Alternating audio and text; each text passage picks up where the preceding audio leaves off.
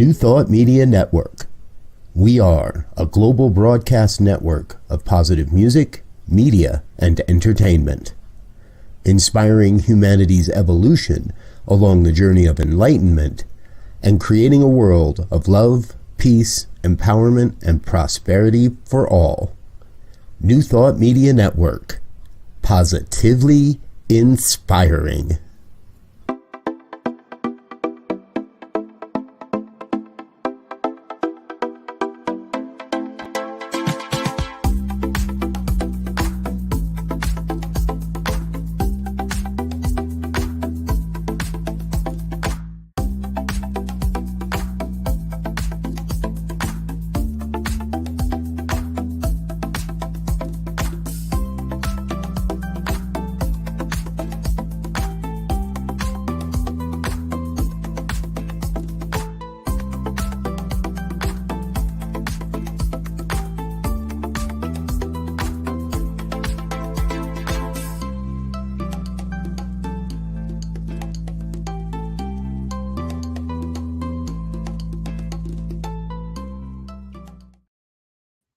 Hello and welcome back to Global Focus Today.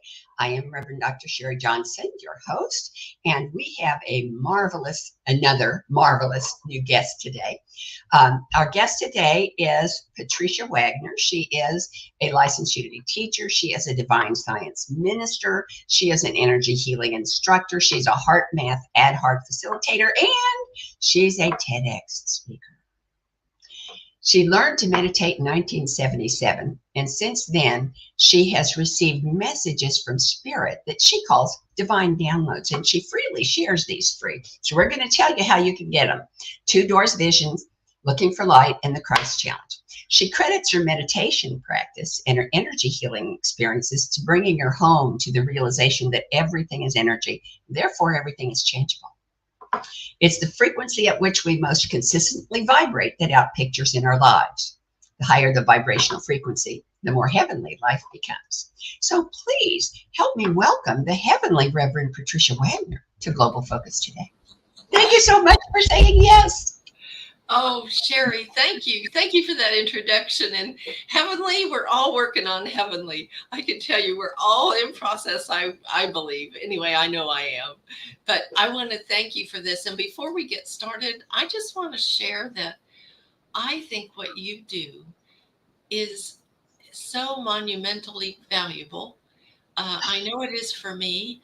You actually affirm and give recognition to those of us who are ministers, not in a brick and mortar kind of church, but who are nonetheless doing our best to elevate the consciousness on the planet through the gifts that we bring. And so I honor you for recognizing and giving us an ability to share our messages even farther. So thank you, Sharri. Thank you. You are so welcome, because to me, this is the only thing that I can do that makes a difference. Because, spirituality is like everything else in the universe. It's always evolving. It's always expanding.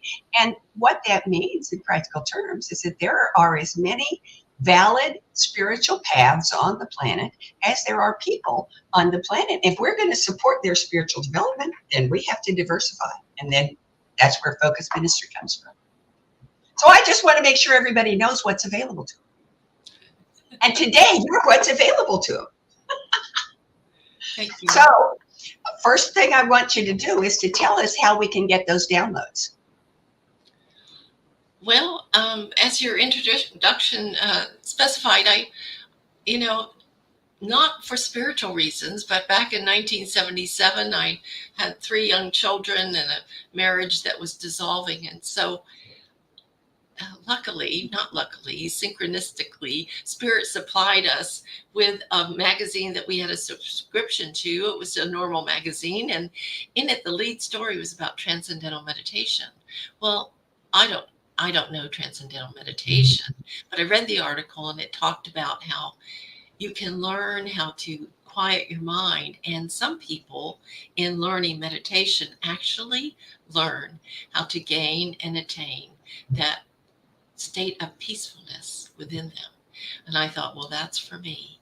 So I remembered back to when I was a little girl, and and my parents would dress me and my older sister in pajamas, and we'd be in the back seat and they'd be in the front seat as we went to the drive-in movie theater. And I was just a little girl, but I remember standing up on the floorboard of the back seat and looking over that front seat, which was all one seat back in those days, staring at this blank white outdoor movie theater screen, not blinking or thinking anything, because I didn't want to miss even 1 second of the cartoon that they showed before they showed the movie. So I remembered as that young woman back to that time. And with my eyes closed and with inner eyes, I recreated in my mind that big blank white movie theater screen, just with maybe a presence of expectation, joyful expectation. Looked at it without thinking or blinking and just waited. And that's how I trained my mind to be still. What I didn't realize back then was how just by quieting the mind, stilling the mind, that spirit would find a way to connect in such a profound way of love, of embodying divine love, a love that at times I have caught glimpses of, and then later on started bringing me these messages, these divine downloads. And there's 3 of them that I really wish are meant for humanity, to assist humanity in elevating the consciousness and awakening, in doing the work that you and I and so many others have been doing. But I really believe that there's 3 particular messages that are meant for more than just me. They're meant to elevate consciousness on the planet by awakening humanity. And how do we get copies of those? How do we acquire those? Oh, if anyone just emails me, I send them out freely. But I just have your email here on the screen so that they can copy that down. Okay, so that there's a little misspelling there. That's why I don't. It is the best email to use, but it's how it's why I don't give it out, because it's so easily misspelled. It's my name, Patricia, Patricia, with just the letter N in between my name and my husband's name, Dave. So it's Patricia and Dave at AOL.com. Which would explain why the things I sent you didn't get there. Exactly. Over there, now we figured it out. Okay. Well, good. I fixed it so we can put it on the screen so people can copy it down. So there it is, Patricia and Dave. Yeah. Sometimes I capitalize that N so that people can see it's one name and then Dave. Should we put anything special in the subject line of the email? Just messages from spirit would do it, and I would send all 3. But I can define each of them, and whatever. If they just say that they in the subject line, 3 messages from spirit, I'll be glad to contact them by email and send those back to them. Oh, that's excellent. That's excellent. And there's more, isn't there? I mean, you have an entire Facebook group. Oh, yes. The Facebook group is where oftentimes I'll share parts of these messages from spirit and other things as well. And it is a huge, it's like 450 plus people who are all in the same venue that we are. And some of them contribute their gifts. It's all free. That's part of the group's guidelines, is that you freely share your gifts with the group. And so it is through that Living in Heart-Centered Gratitude Facebook group that many of us have gotten to know each other, and we share freely. And Sharri Johnson is one of our favorite sharers and a regular sharer in the group, and we are so grateful for the gifts that you share with us. Yeah. And you have a PowerPoint to share with us today too, don't you? I do. And I want to tell you that lately, before I was talking about living in heart-centered gratitude, focusing on that. And then I was talking about looking for light. It's a mindfulness game that You can play to train your senses how to see God everywhere. And then I combined the two and formed a spiritual practice that I named Living as a Prayer of Thanksgiving, because in doing those two practices of looking for light, which is aligning the mind with the divine all the time, while living in heart-centered gratitude, we're creating a high vibrational energy field within ourselves. And that field not only affects us, which it does, and if we do it consistently, it just elevates our set point of vibrational frequencies higher and higher and higher. And as you and I both know, that it's not restricted. It's not limited. It affects everyone around us. In fact, it goes out and affects the global world on an energetic basis. We are helping to lift the consciousness on the planet just by becoming living prayers of thanksgiving, aligning our mind with the divine all the time while living in heart-centered gratitude. And I define living in heart-centered gratitude as anchoring to the feeling of gratitude in our hearts, because in doing so, you can train yourself to stay there all day, every day. So, but lately I've been talking about the Christ chalice, and I think number one today is for humanity to realize their divinity. I think that's the number one priority in all of our lives. Not only to know about it, not only to say it, not only to think it, but to really embody the fact that we are divine beings, and to live and move and have our being in that level of consciousness. And so I've been focusing on the Christ chalice because it gives us proof of how our human mind really does operate.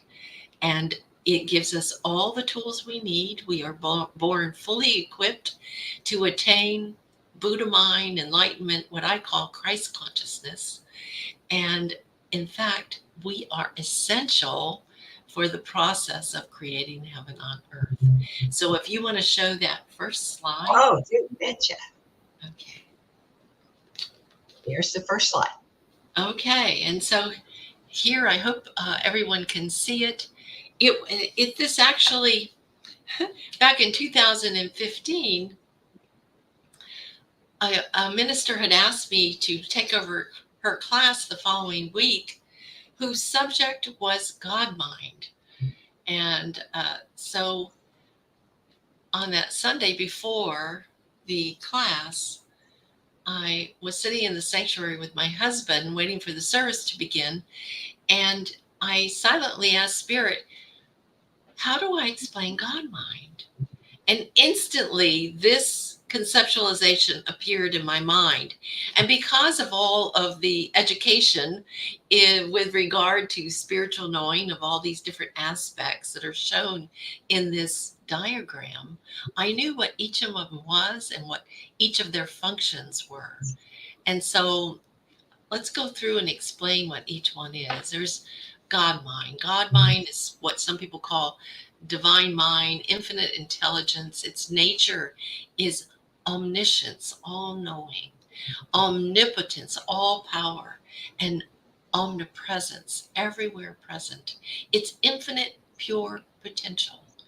And then in the middle, you'll see what I call, it looked like a chalice to me, probably because I was raised as a Catholic, that inner aspect of the divine mind, which includes the three phases of the human mind: the superconscious mind, the subconscious mind, and the conscious mind. So that looked like a chalice to me.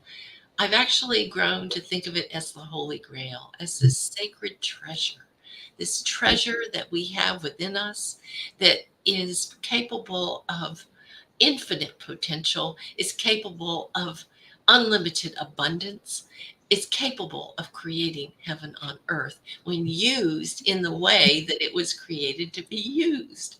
And so to define each one, the superconscious aspect of mind is a non-thinking aspect of mind. The superconscious is meant to be still, yet open and receptive and in resonance with divine mind, to be able to receive divine ideas, insights, revelations, visions, knowings, guidance, and to bring those as a receiver from God mind, having those divine ideas and inspirations flow naturally and impress the subconscious mind. The subconscious mind is a reflector plate. It reflects to the conscious mind everything that is input there. And so the subconscious mind is also a non-thinking mind, just like the superconscious. It just reflects back to the conscious mind all of the imprints that we've given it, either from our superconscious or from our conscious mind. So then the conscious mind is the only aspect of our human mind that is the thinking aspect. It can direct where we focus our attention. And where we need to focus our attention is always on the superconscious, the superconscious aspect of mind, not out into the relative world. You'll see as that if we're in Christ consciousness, we are receiving divine ideas from God mind. They're flowing freely into the superconscious aspect of mind, that flows freely into the subconscious mind, that flows freely into our conscious mind. And our conscious mind is what brings it out into the relative world, the world in which we live, both the physical relative world of time and space and form, and the non-physical relative world, which is race consciousness. It's all the paradigms, the memes, the thoughts that the majority of our race is thinking and living by. But in a Christ conscious mind, we are able to have that flow of divine ideas and inspirations flow through that whole human mind, working as one whole unit, and bring it out into our world to create in the material world, bringing into more visibility the divine perfection of God ideals into our world, and also bringing into race consciousness the beliefs that are in a full alignment with God mind, full alignment with our true divine nature, elevating on a vibrational level the aspects, the vibrations, the consciousness of race consciousness here on our planet. So that's how Christ consciousness, how enlightenment, how Buddha mind is meant to work. And we're all born with this capability. But the problem is most people don't know that there is a superconscious aspect of mind. And so what we have seen in our planet, and we see pretty much every day, that the common use of our human mind is only our conscious and our subconscious mind. The superconscious seems to be, for most people, dormant because it's not used. It's always there. It always has the capability of being used, but without knowing that it's there, people are not using it. So what they're using is their senses, their five senses of sight and hearing and smell and taste and touch. And sometimes they even tap into their intuition, the sixth sense, but they're not necessarily using their superconscious mind. So what we see in the relative world, in our world, is a belief system in separation, a belief system in duality of right and wrong and good and bad and light and dark. And the conscious mind is, through sense consciousness, looking out into the world, and they're seeing this proof of duality in their mind, this proof, its appearance of duality and good and bad and right and wrong. And they're listening, they're listening to this race consciousness belief system of separation. They have not really grasped the idea that they are divine beings, capable, fully empowered to create heaven on earth, because of not knowing what this human mind is really equipped to do. And so they look out into the world and they bring back the impressions of that duality, that right and wrong and good and bad, and impress the subconscious with those beliefs, with those thoughts. And then the subconscious does what it's meant to do. It brings back to the conscious mind everything that it has been impressed with, which is that duality. And then the conscious mind and our brains like to prove us right. And so we go out into the world and we say, oh, yes, there's right and wrong, there's good and bad, and we're separate and this and that. And there's, all this polarity that we see escalating in the world because we're only using our conscious and our subconscious mind.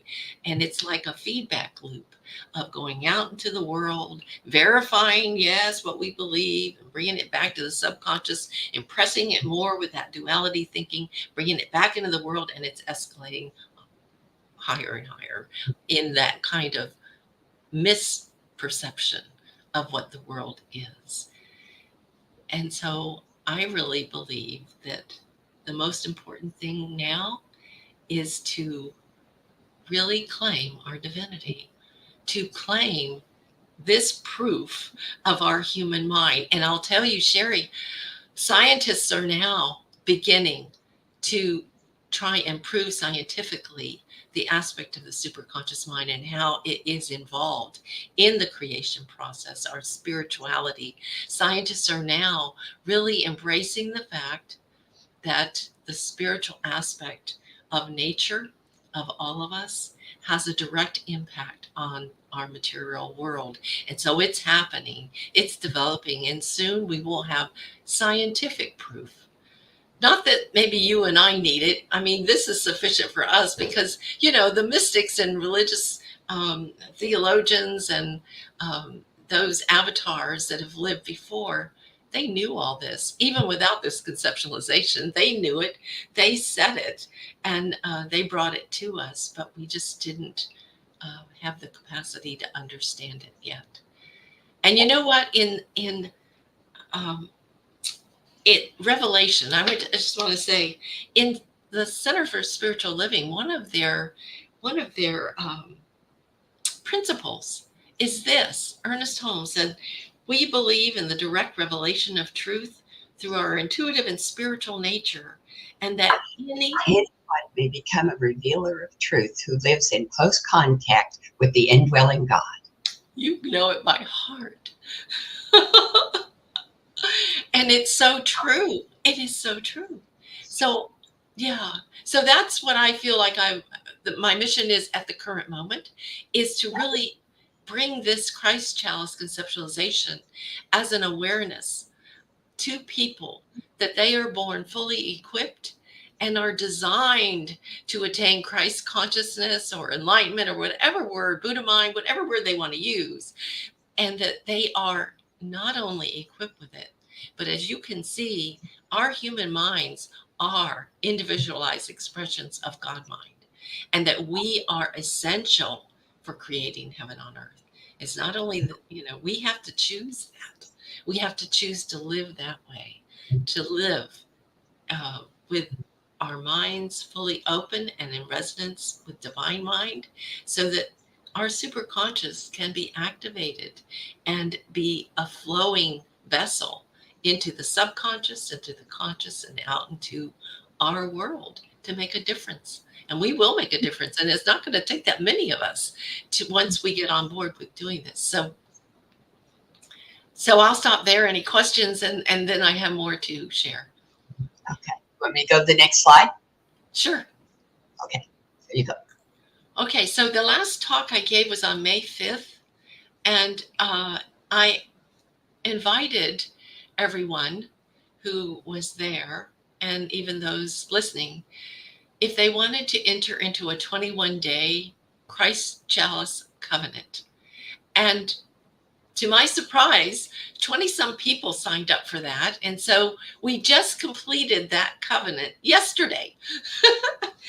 How prophetic that this talk was today. I mean, there's no accident in any of this, right?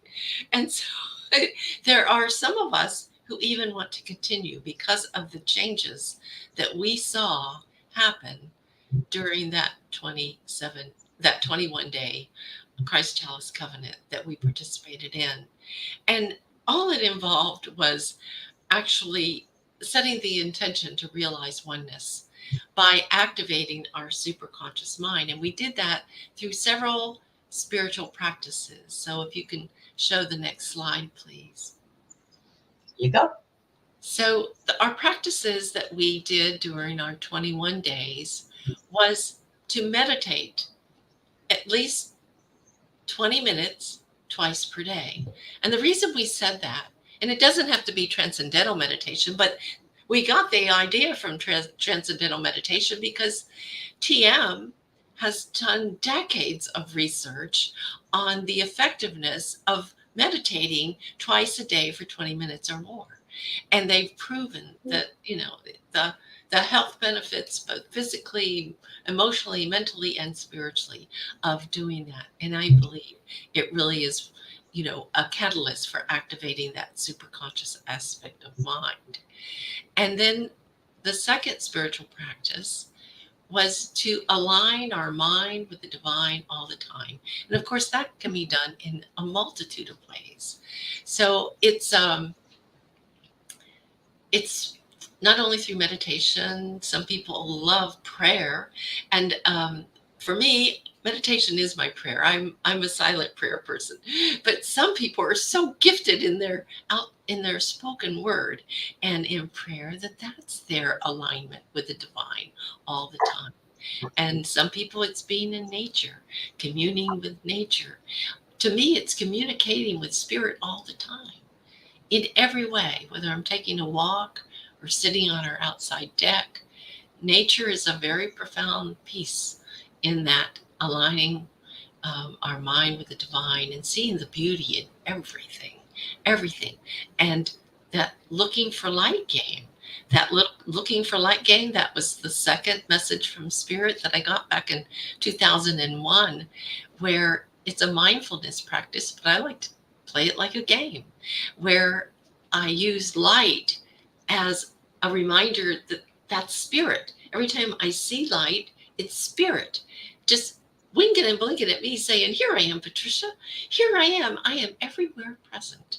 And it fills my heart with gratitude and a joyful expectation to see the next sighting of light or spirit, which happens over and over again because I'm looking for it. And that's the beauty of the game. Because I'm looking for it, light or spirit pops out everywhere, in everything, because I'm looking for it. And it's not that light's not there all the time. It's just that if I'm not looking for it, it fades into the background. I don't even notice it. But it's a powerful game that will transform your whole energy field, lifting it up into such a high vibration. You will be elated by the end of the day of playing this little game of looking for light. So that's just another little spiritual tool for the toolbox. And I know Emmett Fox. He was a divine science minister way back when, and he wrote a number of books. He spoke to 5,000s on Sundays at the Hippodrome in New York. I mean, he was just very well known. But what he is known most for is the Golden Key. And the Golden Key is this simple practice. Tiny little pamphlet.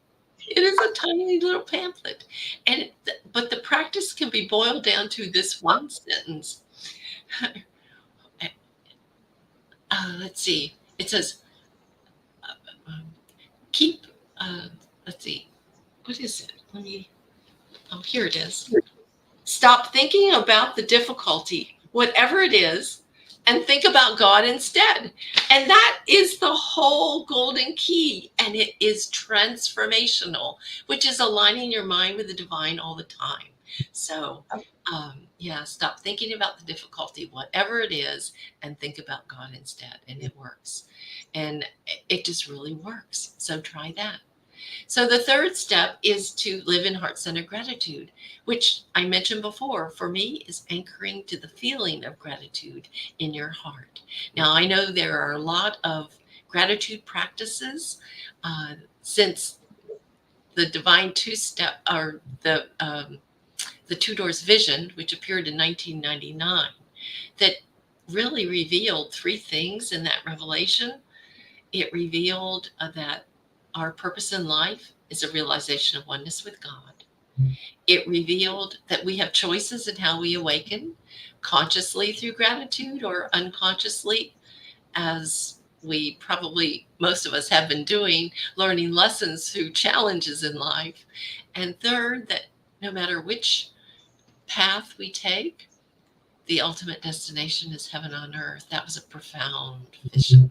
And I didn't get it. For 19 years, I didn't get it. Because back in 1999, nobody was talking about gratitude or creating heaven on earth. And, but it's profound.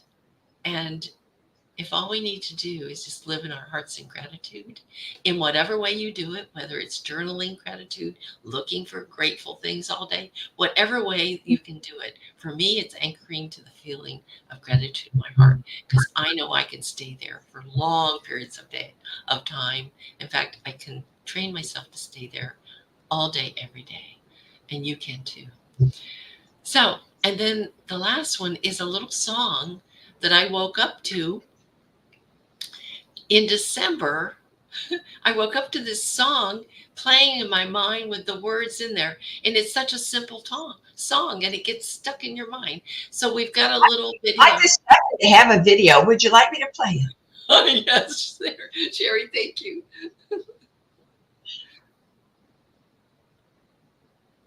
Hi, everyone. My name is Patricia Wagner, and I am the founder of the Living in Heart Center Gratitude Facebook group. This little song I woke up with just a few weeks ago, and I think it fills in the gaps between meditation, prayer, contemplation, introspection, all practicing the presence, all of those other practices that we have in our spiritual toolbox. It's just a little song that if you sing it, it will get stuck in the background of your mind, and you can hear it playing in the background of your mind all day long. So it's very simple. This is how it goes. And by the way, I named it Realizing Oneness. When I woke up this morning, my mind was stayed on thee. When I woke up this morning, my mind was stayed on thee. When I woke up this morning, my mind was stayed on thee. Alleluia, alleluia, alleluia. In everything I do today, my mind is stayed on thee. In everything I do today, my mind is stayed on thee. In everything I do today, my mind is stayed on thee. Alleluia, alleluia, alleluia. As I lay me down to sleep, my mind is stayed on thee. As I lay me down to sleep, my mind is stayed on thee. As I lay me down to sleep, my mind is stayed on thee. Alleluia, alleluia, alleluia. That's it. It's that simple. But I'm telling you, if you just sing it a few times, it will start playing in the background of your mind. And what better message would we want to become embedded in our subconscious, right? Okay. Well, that's all I wanted to share right now. This is Reverend Patricia Wagner signing off. Bye, friends. Okay.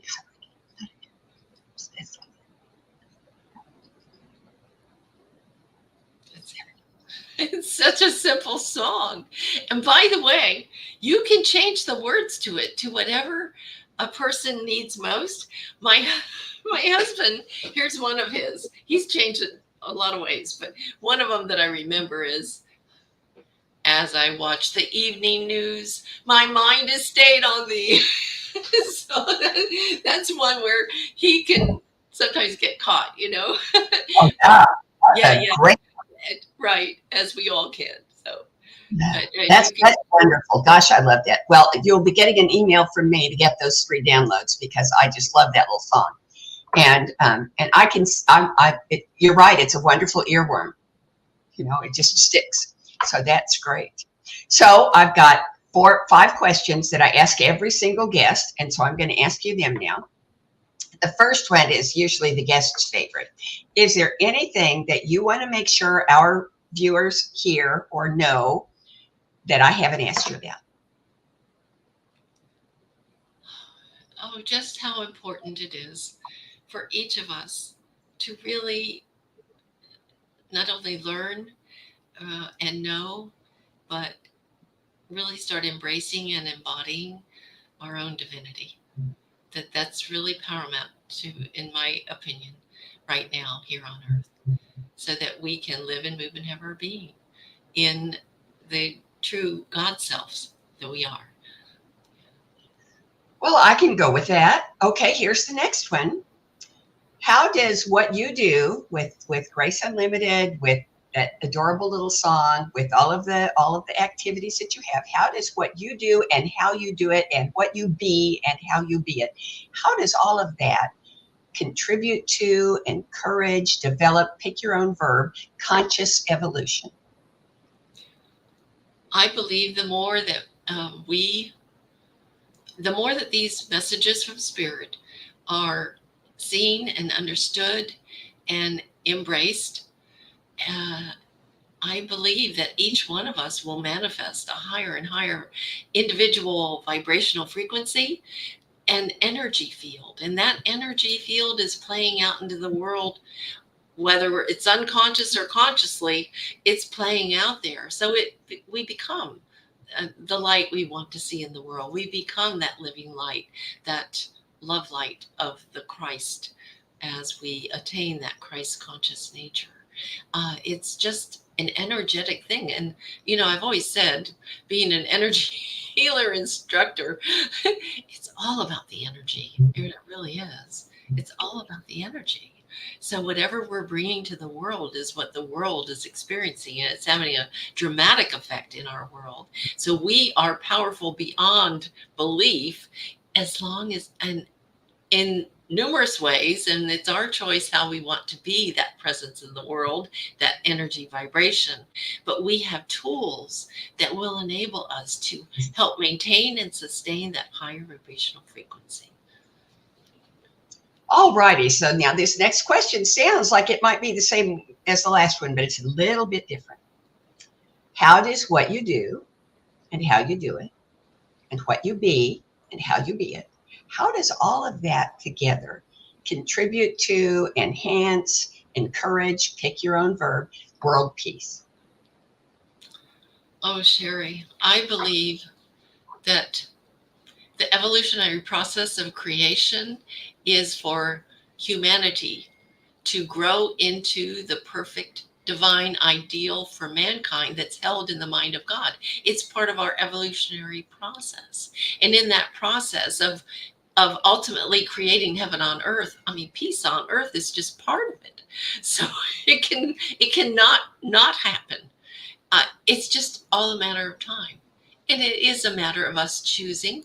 But I believe there's enough of us in this new thought communities that we have globally, in not only in new thought, but in the common denominators within various religions and theological thinkings. And now with the scientists getting on board with proving the effect of consciousness in our world. Wow, we're going to see major shifts in our world. And one of those will be peace on earth. I'm going to quote you every day from now on, because that's the best line I ever heard. It can't not happen. Peace on earth can't not happen. Thank you. I love that. Okay, here's the next question. I got a little carried away. The next question is, presuming, and you got to close your eyes for this one because you need your imagination, presuming that everything goes exactly the way you want it to go, every little detail, every event, every relationship, every activity, every single positive thing goes exactly the way you want it to go.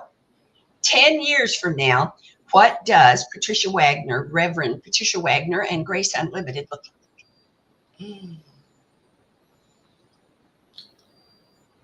I am just a part of heaven on earth.